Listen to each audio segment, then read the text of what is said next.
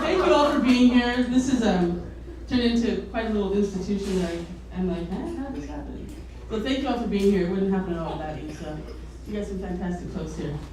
So yeah, I'm in grad school right now too. So I haven't been spending time at the table with dangerous writers, but I've been doing this shit with these people who aren't dangerous writers, and they make me write other stuff. So now I'm going to read some other stuff that I don't know.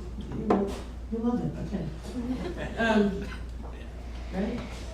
How am I going to do this? Okay, I'm going to do it like this. If I could tell you the story any old way, I'd probably tell it the same way I've been telling it for the last 30 fucking years or so. And the reason I'd be telling it, maybe we'd be sitting around in some bar or something, I'm trying to out bullshit each other. Or maybe we'd be at some meeting, some retreat type thing, where a whole bunch of other folks that are on the path of true enlightenment are sitting around trying to tell the most interesting thing there is to know about me. And my thing would be this story about I broke this guy's arm once, arm wrestling, and how that guy, he'd been a semi-pro bowler back in his day, and I only knew him because he was my roommate's pot dealer then, 30 years ago. Then I might tell you that the reason the story is so interesting, because me breaking his arm, it got me a job. What I probably wouldn't tell you is I never did want to arm wrestle Bob. What I really wanted to do was impress this guy, Clarence. He could have been anybody at all that I was trying to impress, but he wasn't anybody. He was Clarence.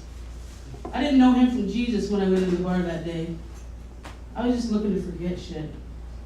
All that shit that kept rolling down on my head right about then. That day's shit just happened to be that I was fired from my job for being late the night before. I hated night shift, but not so much that I'd screw it up on purpose. The night before, the reason I was late, because the guy I called my lover, but we were really just fucking on and off for years, he dropped me off at work and made me give him a BJ before I got out of the car. I say he made me, but the truth is, I was pretty strong. I probably could have loosened his hand on the back of my neck, and maybe I could have pulled my wrist free from his grip. And maybe I wanted to suck him off anyway. I really was obsessed with that guy. Plus, I wasn't really sure if I could still do it.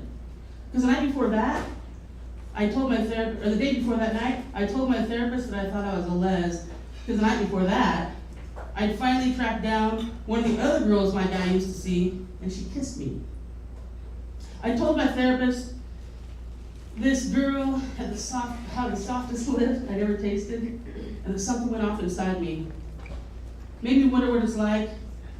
Maybe what it's like to be my guy. Made me wonder what it's like to be my guy inside her.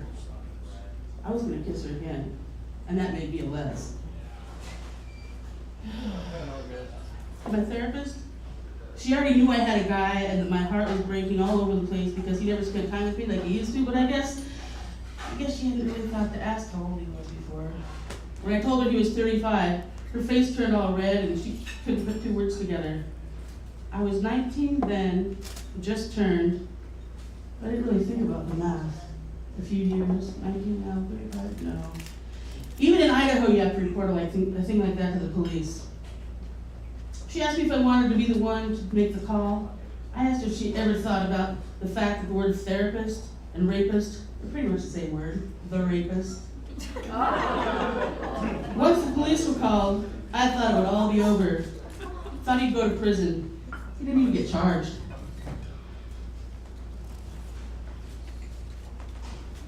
But I broke Bob's arm, I got that job, and that's when things started to change. I started tooting coke with my boss.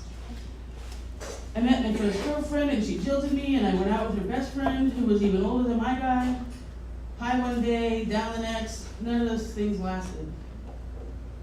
I was all set up to kill my guy or kill myself, and that got me in the hospital. And if I wouldn't have gone to the hospital and started seeing things a whole new way, that way of spiritual enlightenment, I might have stayed in that town and I'd be dead by now. Surely I would have been dead by now. So the thing I say most of the time, the most interesting thing you might not know about me, is that I got this job once as a bouncer in a college bar because I broke a guy's arm wrestling. Thank you.